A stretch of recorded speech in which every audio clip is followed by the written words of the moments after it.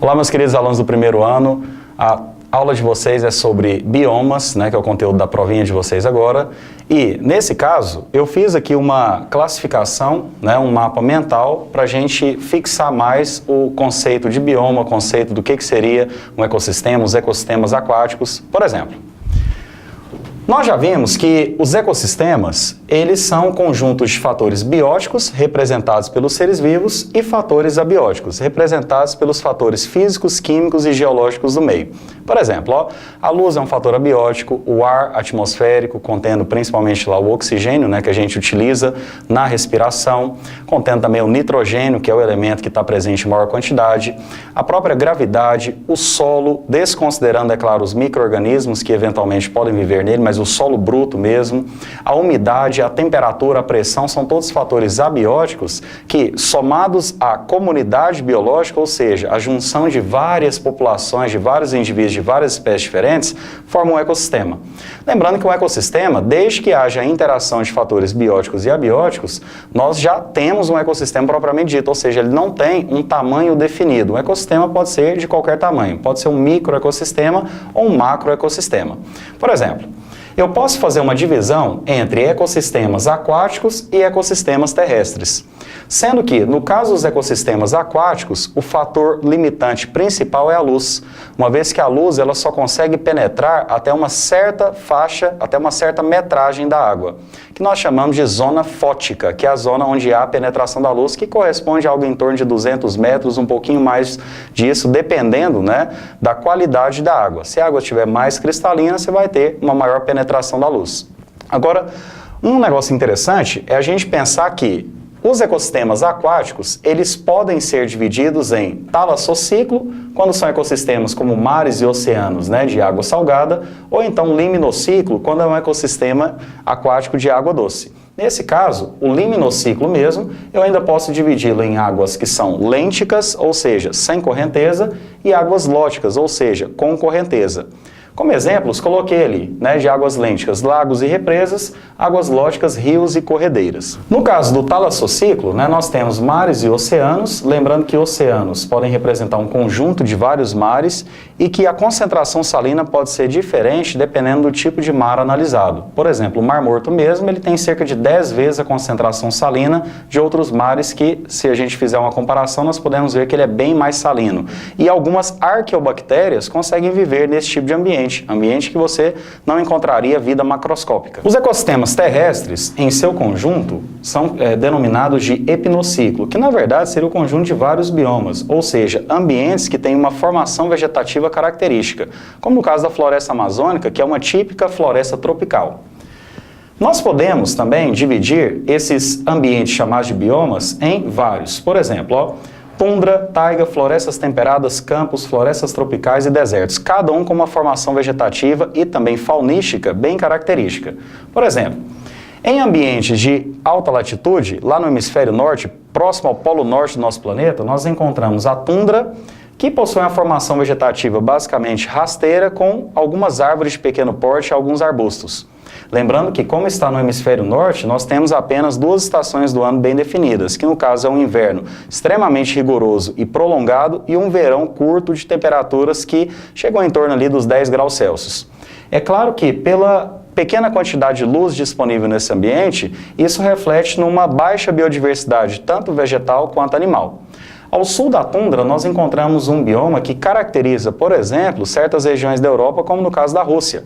Esse bioma denominado de taiga, ele também pode ser conhecido com o nome de floresta de coníferas, fazendo uma alusão à formação do principal vegetal que nós podemos encontrar aqui. Esse vegetal, no caso o pinheiro, ele tem um formato de cone, por isso, floresta de coníferas. E como a taiga recebe uma maior intensidade de luz do que a tundra, nós percebemos que na taiga nós já podemos ter árvores de grande porte, que estão ali a todo momento realizando a fotossíntese, são árvores perenes, ou seja, não perdem todas as suas folhas de uma vez só, a perda vai ser lenta. E um outro detalhe interessante é que as folhas dos pinheiros, elas são chamadas de aciculifoliadas, ou seja, folhas estreitas em formato de agulha, devido à baixa quantidade de luz solar disponível nesse ambiente. Indo ao sul da taiga, nós encontramos um ambiente presente no meio oeste americano, em boa parte da Europa e também em alguns países asiáticos, como no caso da China, do Japão, das Coreias. Esse ambiente ele é chamado de floresta temperada. Eu representei ele ali com as folhas, né, em tons avermelhados, porque durante a primavera e o verão, a floresta ela adquire esse tom acobreado, avermelhado. Sendo que antes do inverno, ou seja, durante o outono, já que nesse tipo de bioma nós temos as 4 estações do ano bem definidas, é normal que antes do inverno as folhas todas caem de uma vez, justamente para preparar a vegetação para enfrentar um duro e rigoroso inverno, que é bem parecido com o inverno da taiga.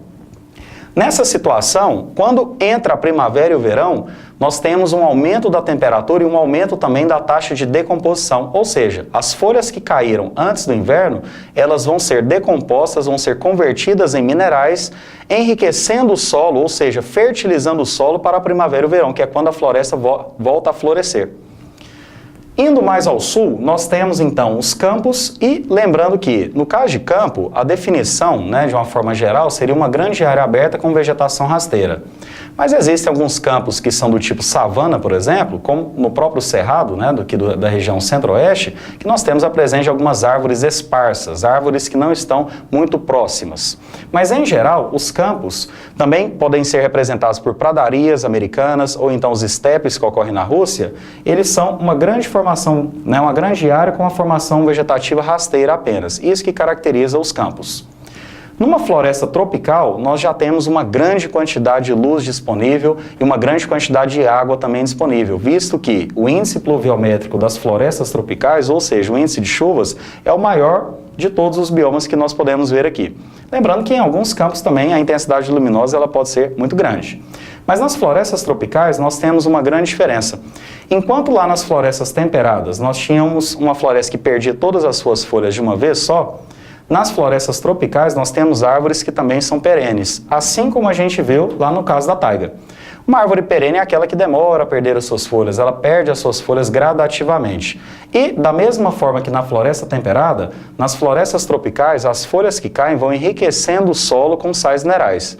Só que mesmo assim, uma característica das florestas tropicais é o fato do solo não ser tão rico assim em nutrientes. Uma vez que pelo fato da densidade da floresta ser muito grande, de ter muitas árvores, estas sugam muito rápido os sais minerais do solo.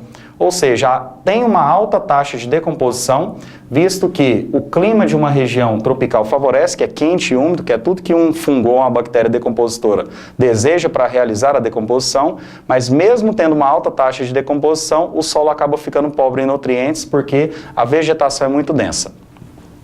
Uma outra característica das florestas tropicais é o fato de que nós não temos, normalmente, vegetação rasteira, visto que a luz solar ela vai ser totalmente absorvida por essa vegetação, pelas folhas do extrato arbóreo, que pode ser bem elevado. No caso da Amazônia, o extrato arbóreo pode girar em torno de 40 metros a 50 metros, no caso de uma árvore, que pode ter esse comprimento.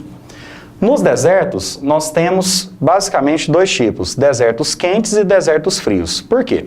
Porque um deserto ele não é bem caracterizado pela questão da sua temperatura. Na verdade, uma região desértica é uma região onde você tem uma escassez de biodiversidade. São poucos os organismos vegetais e animais que conseguem se adaptar muito bem às regiões desérticas. No caso dos desertos quentes, nós podemos citar o deserto do Saara e no caso de desertos frios, podemos citar a Antártida. Ou seja, duas regiões bem extremas, uma muito quente durante o dia, outra muito fria a todo momento e que tem uma escassez de biodiversidade. Já falando sobre isso, é normal que nos desertos nós encontramos vegetais como as cactáceas, né? Ou seja, os cactos, que transformam as suas folhas em espinhos, justamente para reduzir a taxa de transpiração, ou seja, reduzir a perda de água para o meio ambiente.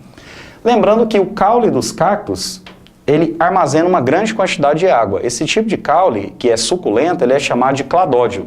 E uma outra função do espinho seria proteger o meristema aquífero do cacto, que armazena água, justamente de animais que poderiam predá-lo, né, para obter a água e também os nutrientes do corpo dele.